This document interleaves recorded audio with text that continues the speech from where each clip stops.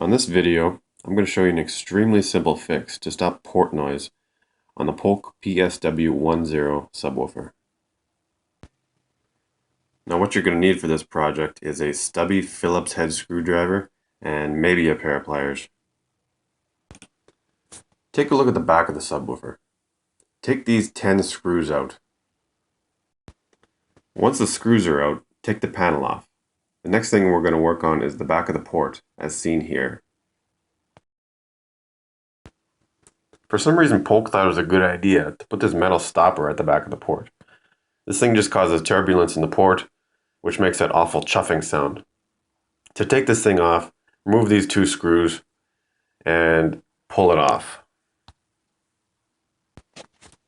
This is what it looks like after it's been taken off.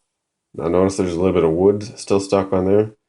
That's because they've also glued it on, so you might have to give this thing a little bit of a tug to get it off.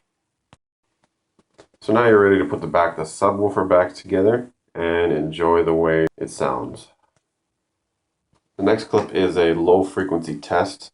I'm going to go from 50 down to 25 hertz, and before I took this metal thing out, I was experiencing a whole bunch of port noise.